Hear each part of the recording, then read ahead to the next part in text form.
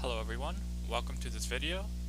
Today I'm going to be going over one of my tournament games that I've played. This game that I'm going over was played about 8 months ago at the Columbus Candlelight Cup.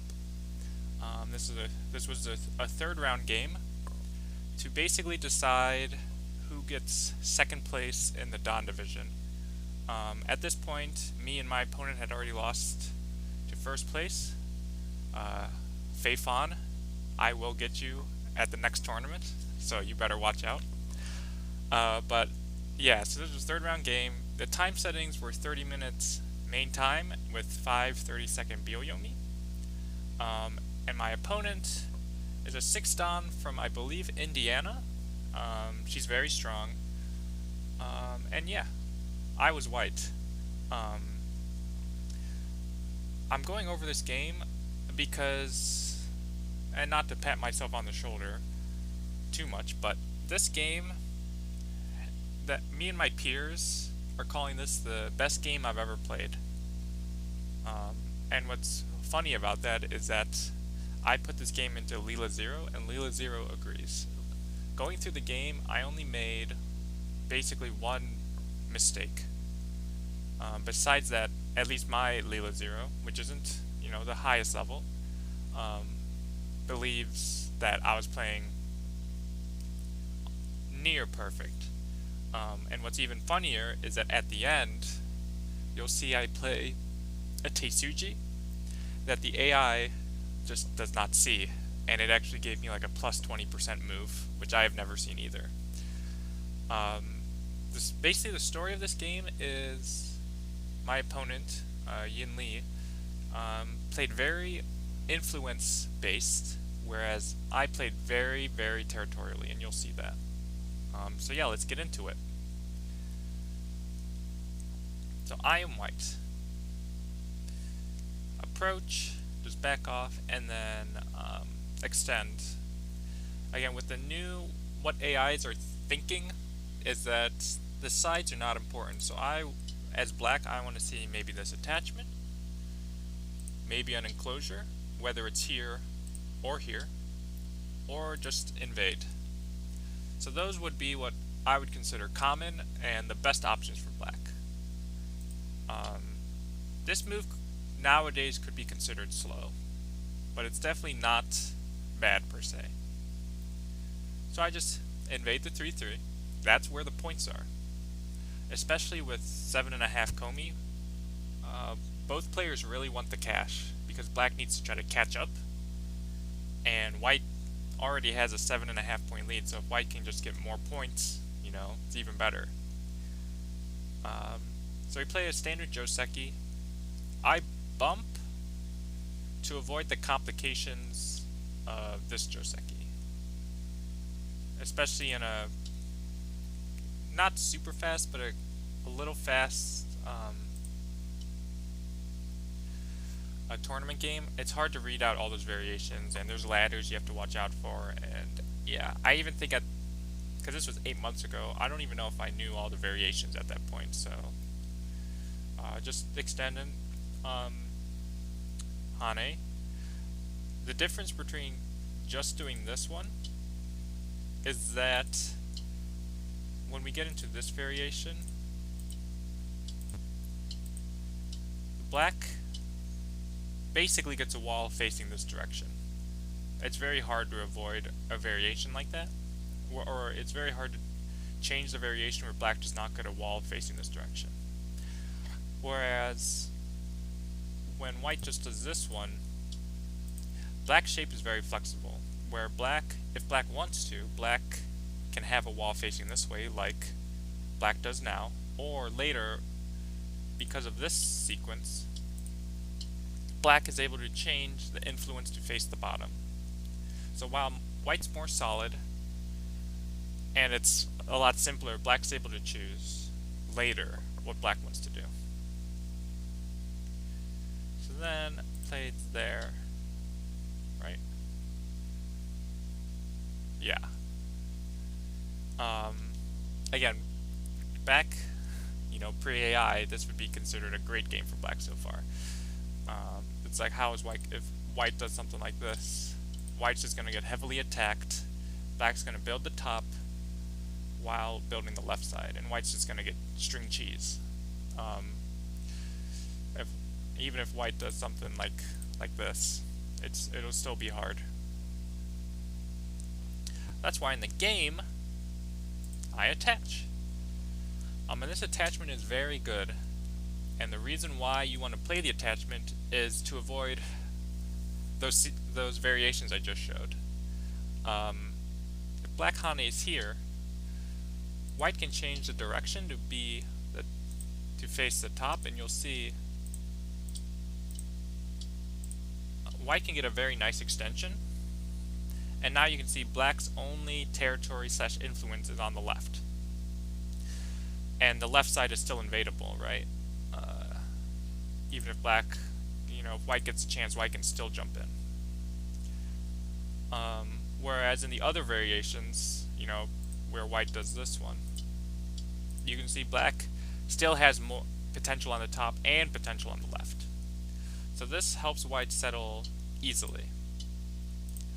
It's very hard for black to do anything else, even connect and go here, because white has the ladder. Actually, white would just go here.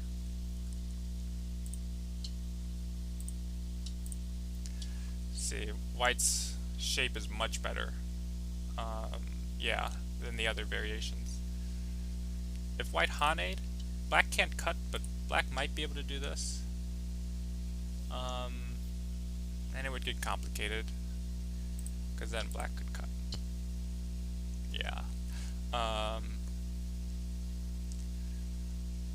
At this point, though, white could also consider leaving this, or even just extending up. So white has lots of options if black just connects in the corner. In the game, since my opponent wants the outside, she Hane'd on the outside, which means I got to take the corner. Atari, connect, and connect. Extend, and then jump. If white does this one, black is able to Hane,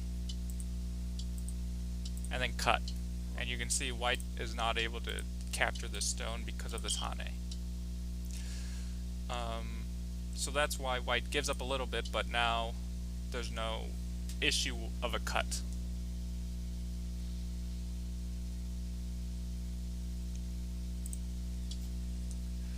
So then black decides to do this Hane, which I do not agree with. I think right now actually black could consider either doing this one, like this,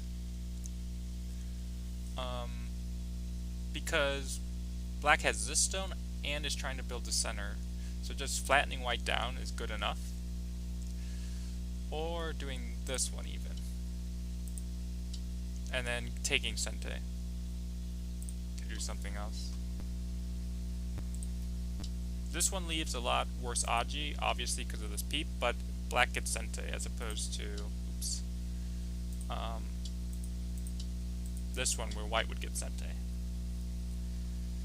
So, and the reason why I don't like this for black is, one, doing this variation, white has the ladder when white cuts here. Black's not able to cleanly capture the stone because of the stones here, which means black's wall has a defect in it.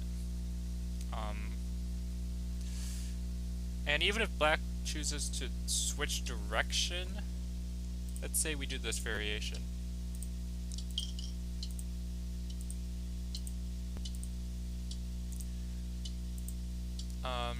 If you guys want a detailed explanation of this variation, please let me know. I can make a 3-3 invasion Joseki video. Until then, I'm just going to assume that this Joseki is understood. But yeah, even if white just does this, you can see black's trying to build this area, but her wall's facing this direction, right? And even if she's able to make something on this side, it's gonna make invading here a lot easier because white has stones in the area. So I don't like the Hane choice for black. Yeah. Because of the ladder. Yeah. So this is what happened, and then she goes here. Threatening to net this.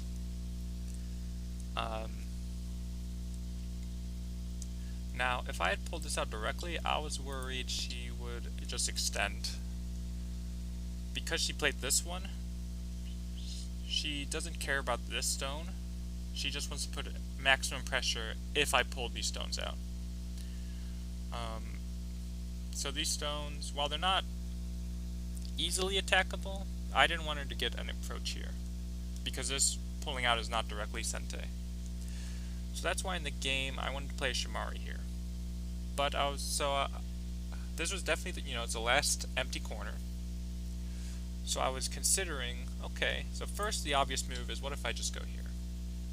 Well, she could obviously shoulder hit this, and I didn't like that. Black's all over the board. So then I was like, okay, maybe I'll do this one. Well, even still, even though it's considered bad, I was worried she would still might shoulder hit this. So I was like, okay, maybe third line doesn't work. Maybe I'll go fourth line. If I went fourth line, an extension felt too good. This felt, very good spacing. So that's why in the game I chose this one. Now, just a little side note. One of the people who likes to say this is, a perfect game by me, is my student, and he likes to, go through this game, and he calls this two-space high, or this two-space jump Shimari, the Soren enclosure, or the Soren move, which is very endearing. I find it funny, because I've only really played it in this game only. But this placement actually, you'll see, is very good for me. So yeah, so if you ever play this, always remember this is called the Soren move. So always remember that.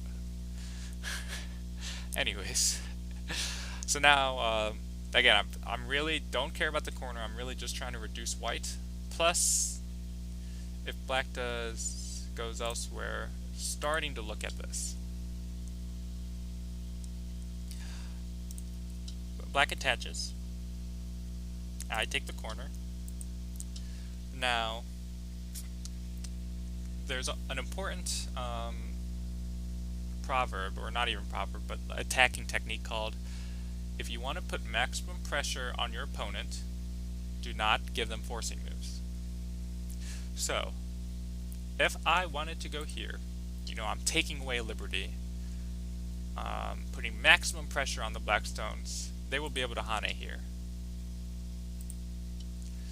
And later they can drop down even, and black's actually already alive, basically. Okay, then I want to take away their base, or take away the Hane here. Well, then they can turn, which is Sente, and then they can make a wider extension. So that's not good either. So how do I prevent both of those? So again, I do not want to give them forcing moves, so in the game I just connect. Notice, if they Hane now, I can pincer somehow.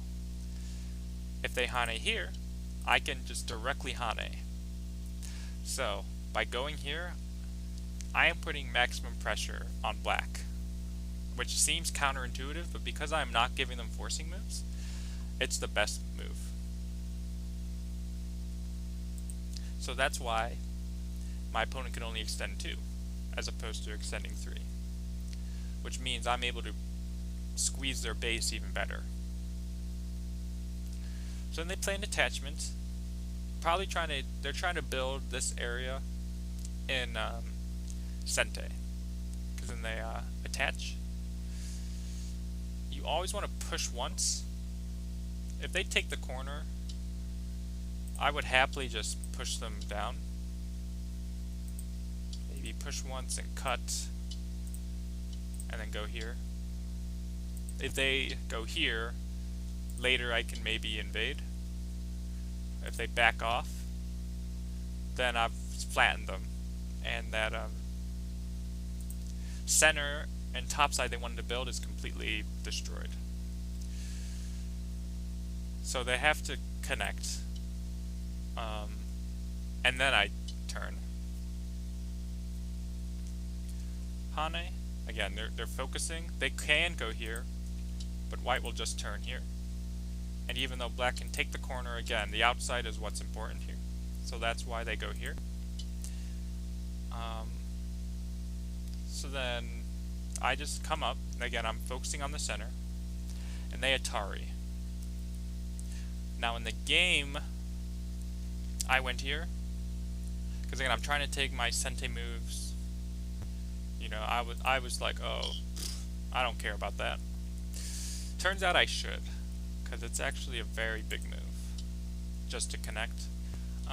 And not connecting here was actually the one blunder that the AI, that Leela Zero, said that I made.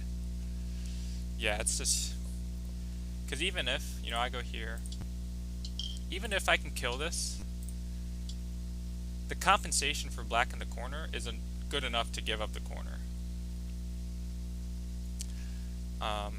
And black's not even completely dead here. Like, there's still a ton of Aji here.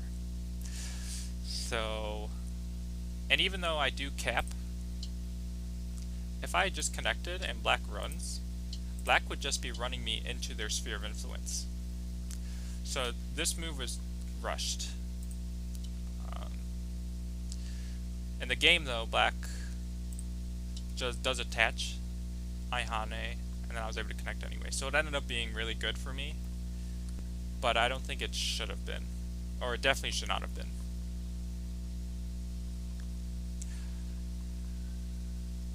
Makes an extension. The last widest side on the board.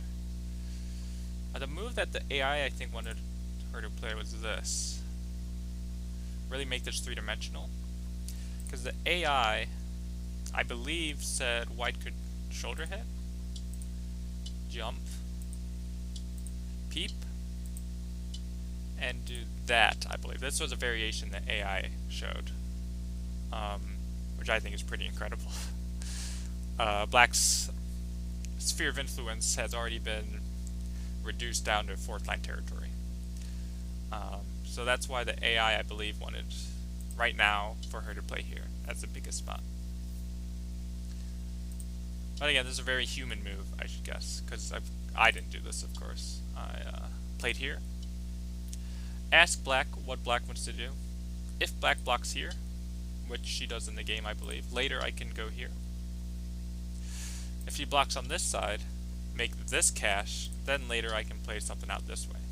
So just an ask move, and it is hard to ignore. If she ignores, that's whatever. Just coming up like this is very big. Now black doesn't get the top or the left. So in the game she goes there. And again, following in suit with my very territorial style in this game, I just drop down. Keep putting pressure on the black group here while taking cash in the corner. She attaches, because this move starts to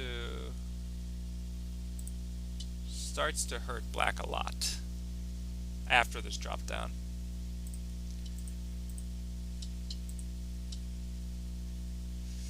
Yeah, it's very hard for black. White just connects like this. Black has 2 cutting points, so black does need to add a move. Oops. Attaches, Hane, bump, and I thought, okay, that's good enough. So I just continue taking my points. Now, not only does this move take points, but I am actually looking at pulling the stone out, because if I can take out the base, then pulling the stone out would be more effective. And then she plays there. So white is definitely ahead on cash. White has all this, all this, all this, and all this. Black's real only points are maybe fourth line territory up here. So the question is, how can white catch up? And white does that by pulling the stone out and gets an attack on this group. Jumps here. Again, helping the group that is weaker. Just jump, peep, and then comes up. Black would like to go on this side, but because white can turn on this side, black's very weak. Black does play high, which leaves a push and cut, which is not super scary, because if anything, black can just Hane like this, but if white starts to get stones in this area, it can be pretty difficult for white, or for black. So because of that, I just, again, I'm looking at this group. She goes there, which to me looked very aggressive, because this group is not alive. So I just continued taking my points. Like, she could have dropped down. I would have jumped and then done something like this. And it would come down to endgame of how much can she keep this, because I can do this.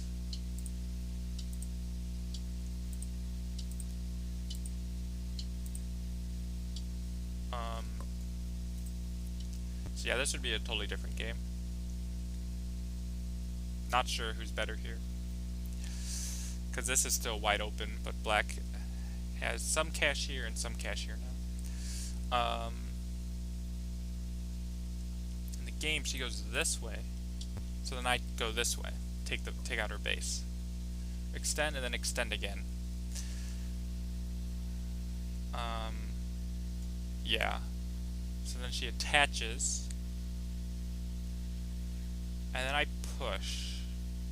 Now all these exchanges will make sense, but only after I show what happens. So I cut, net, she Haned, and then I attached. So I wanted to get out. So I made all these exchanges just so I could get out faster. Like if I try to attach now, she would just go here. If I Atari this way, she'll be able to cut through and capture these 5 stones. If I Atari this way, maybe even cut, she would just give up 1 stone and be happy that all her stones are connected and almost sente. So that's why I made these exchanges first, to see what she wanted to do.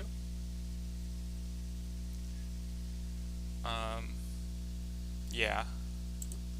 If she goes here now, I'm gonna extend up this way first. So Hane puts probably the most pressure on white, so I can't say this is a bad move. Plus it's building the top. So then I get an attach. Again, with all these exchanges, if she goes here, it'll be a double Atari. If she goes here, I can just connect. And even though it looks like she can cut, I can Atari this way. And it would be a connect and die. So in the game, yeah, she connected and then goes here, I believe. So then I drop down to make that bamboo joint, so I'm connected. Plus, it's more forcing on this side. Again, I can make a gote here, but I don't care about these 3 stones. And then attach. So after the game, we talked a little bit, and she said she did not see this attachment. So this one took her by surprise. So if I just Atari here, it's not that interesting. Yeah, it's not that interesting, but I can actually Atari this way. And if she connects and I extend up, even if, you know, she might be able to live, but if all of a sudden I make a ton of cash in the center, so this would be no good.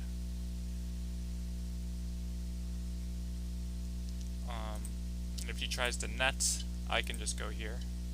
And she can't cut here, but if she Ataris this way, this is an Atari, which means I can capture.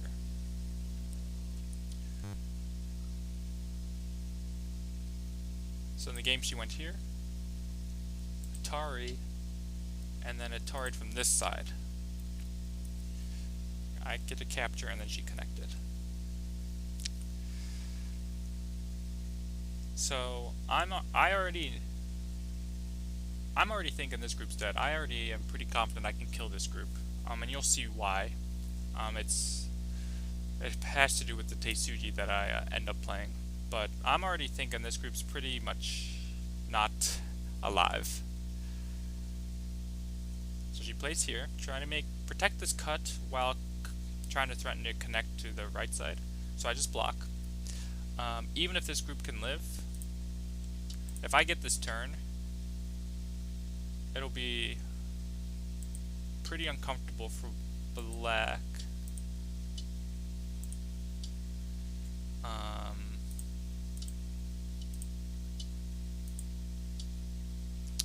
Yeah. So if black connects, white can make a monkey jump to connect. So yeah, this move by itself has a big effect on the right side. And again, black, I'm assuming black did not see the Teisuji. Well, she told me she didn't see the Teisuji, but so she's just trying to build her upper side still.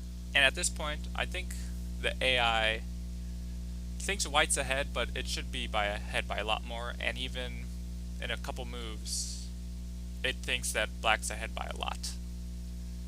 So shape point now. So directly I'm threatening the cut. So she can't take this stone because I'll just cut here and capture. If she goes here, I can make this move, which means if I Atari and then drop back, she still needs to protect this cut. And then I can keep them separated still. If she does this one, I can play here. If she cuts me off, needs to protect. I can Atari and double Atari. So this wouldn't be good either.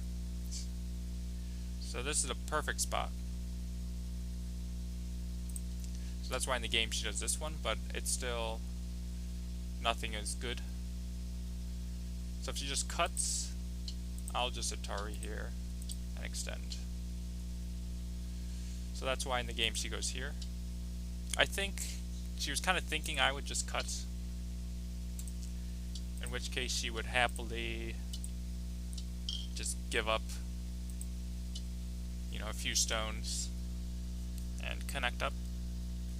White is already alive, but white made all these exchanges to attack black and gave black the top. So white really needs to do more than just capture 2 stones.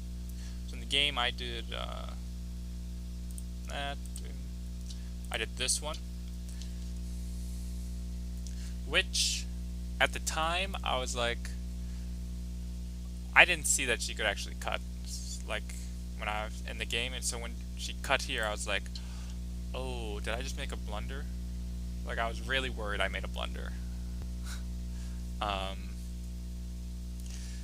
So I Atari here. The point of this Atari is she cannot counter Atari here because this will be a double Atari with this stone and this stone. So I can do all these moves without worry of getting cut. And if she cuts here, I can still Atari, and then play here. And even if she connects, I can just connect and she'll never be able to cut. And again, I've reduced black's upper side if she tries to live down on the bottom. So that's why in the game she just blocks. Sorry, Atari here. She would like to be able to go here, and then if I take, she can cut this and then connect, and now it would be a semi-eye between this group and this group, which I think black wins. But white would actually just connect here, and black cannot cut because this is a self-Atari. So black would need to connect, which means white can connect. And black still needs to capture. So white would still be surrounding black. So black needs to connect. So I Atari and then go here.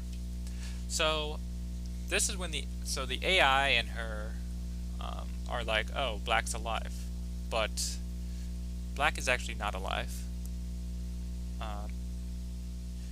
Because it looks like black has definitely an eye here, but black can take this cut. And if I just Atari's white can never take out this eye. But I distinctly remember on Fox, I was watching, I believe, Shibano Toramaru, playing just a casual game online against another Japanese pro, I forget who. And this exact same situation came up, and Shibano played the move against the other pro, and the pro resigned because I guess that pro didn't see it. But with this shape, white can play here. Can play this first line move. And I saw this move all the way back when, let's see if I can go there, all the way before I pulled the cutting stone out. When I pulled this out, I knew that this was not an eye, because I can play on the first line. So yeah, I've had it scouted this whole time, and I was playing around knowing that it seemed like she did not see it, which, you know, if you've never seen it before, it's not like an intuitive move at all, right? So black captures, white will extend, and you can see black can never poke out this eye, and black can't make an eye on this side either.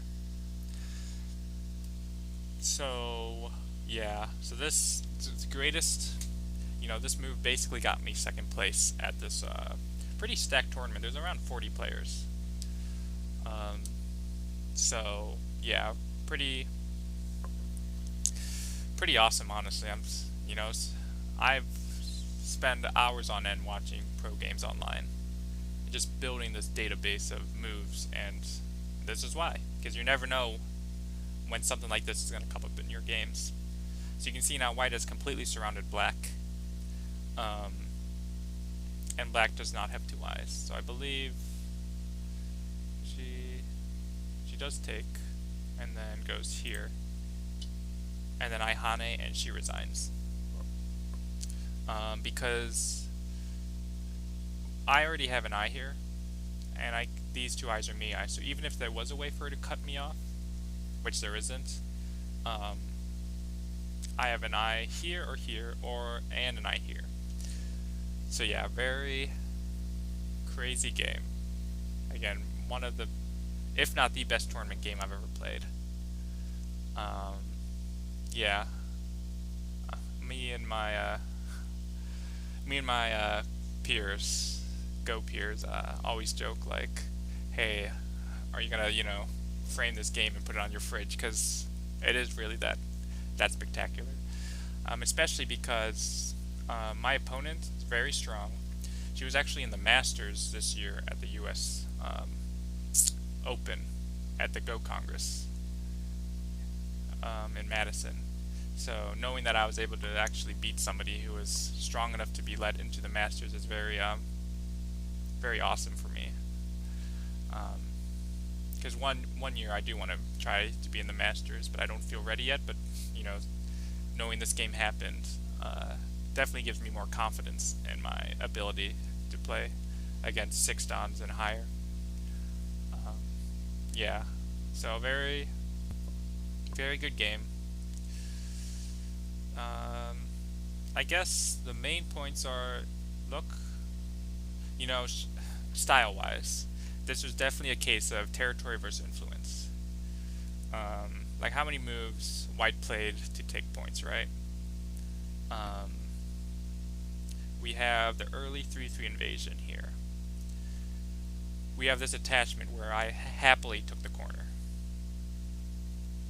You gotta happily take the corner. I played this, which is influence based, but you can see I attach, extend, played this diagonal. I played down here. I played this attachment. Right? I played this Hane. So White, I was playing very territorial, and she was playing very influence based. And you can see how difficult it is when your opponent's just scooping up all the corners. White has all 4 corners. So yeah, even without killing this, I think White's still doing pretty well in this game. Yeah. So yeah, this was a very good game. Glad I recorded this game. I record all my tournament games. Partially for me, but also because I know my students, they want to have a proper, complete copy of the game. So, and it does, I don't think it affects my play too much, even with a faster tournament like this one. But yeah, you can also see how efficient White's shapes were around the board. But yeah, thank you for watching. I hope you enjoyed the video. If you have any questions about the game, please let me know. If you want to see the game record of this game, I will have it in the description, hopefully. Yeah. So, thank you for watching.